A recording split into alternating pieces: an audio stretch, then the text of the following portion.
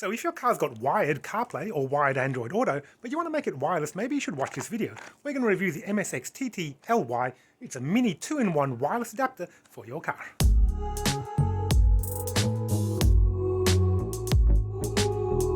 So plenty of the newest cars in the market have wireless CarPlay and Android Auto, but if your car's a couple of years old, you might still have CarPlay or Android Auto, but you've got to plug your phone into the car using a cable. So I'm currently in my weekend car. It's a 2004 Mercedes-Benz CLK 320, which is a brilliant and really cheap car to have, by the way. And in this car, I've got an aftermarket JVC car stereo, which does have wired CarPlay and wired Android Auto. Now, I don't want to buy a whole new head unit, but I do want to make my car a whole lot more convenient to use by having a wireless connection to CarPlay and Android Auto. So I found this on my favorite website, Amazon. Even if you're not a Prime member, you can get cheap or free shipping, free returns, really good prices on things too. So I looked up the MSXTTLY mini adapter. It does support CarPlay, it does support Android Auto, and it is it's really tiny. Have a look at that. It's about that big, like a thumb size. So this will fit anywhere and everywhere. It also comes with an adapter. That's a USB-C to USB-A adapter. We've got a USB-A extension cord and instruction manuals, and yeah, that should be all you need, really. So what I'm going to do here, I'm going to show you how easy it is to install. Set up wireless Android Auto to my phone, and we'll check that it all works as expected. So I've just turned the car on. As you can see, a JVC double-DIN aftermarket head unit supporting wired CarPlay, wired Android Auto. I'll wait a moment for that to kick on. So without anything connected, we've got the standard JVC screen. Normally I'd plug my phone into that using a USB cable, but we've got now the mini 2-in-1 wireless adapter. Did I tell you how small that thing is? Look at it. It's nothing. Anyway, plug that in there. And we've got a red light showing that it's powered on and all ready to go. Love that. And it's gone blue. Now, if we have a look at the screen there, it says Bluetooth Smartbox B2FB. So what we should do now is I should connect my Android phone wisely to that. We're going to go to, here we go, connected devices. Pair new device. Let's see if that one comes up there. Smartbox B2FB is what we're looking for. KW whatever, that is actually the standard JVC stereo there, so I don't want to connect to that. We're going to wait until it picks up Smartbox B2FB. Hit the button there. It'll ask me maybe a code word or something to pair. Code word, whatever, allow access. Yeah, I want it to allow access. I want the full Android Auto to work here. Give that a moment again too. Screen here, still on the waiting loading screen.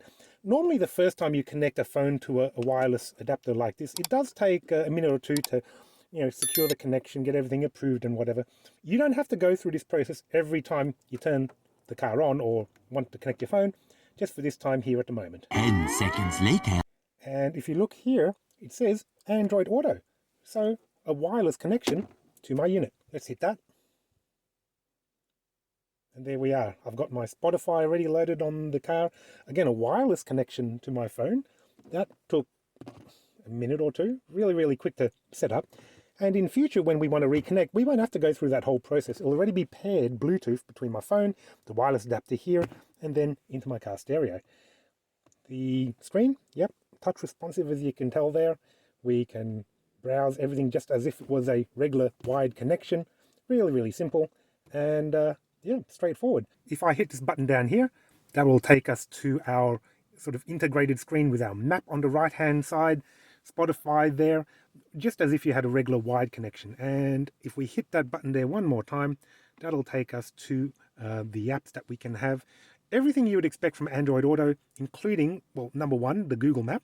I do like Waze as well, which is really good for warning you of any speed cameras and anything else as well. ABRP is great when I'm driving my electric cars. It'll tell you where to charge. ABC Listen, of course. Yeah, I mean, what can I say? It just works, and that was really quick, easy, and simple to set up. So as you can see, I've borrowed my wife's iPhone 16, whatever it is. connected it via Bluetooth to the Wi-Fi device, and any moment now, there you go. We've got Apple CarPlay working wirelessly too, using the MSXTTLY wireless adapter. So just as what we did with the Android Auto, if you hit that, it takes you to all the apps that you can access via the app screen here. Phone maps, messages, etc. Google Maps, of course, you can put in, ABC Listen, Spotify, all the usual things that you'd expect to see. So seamless integration with an Apple CarPlay phone. One really important thing is that your car has already got to support CarPlay or Android Auto. If you've got a really basic car stereo which hasn't got it already, the adapter here will not magically add it. This will only convert an existing wired connection of CarPlay or Android Auto to a wireless connection, as you've seen here.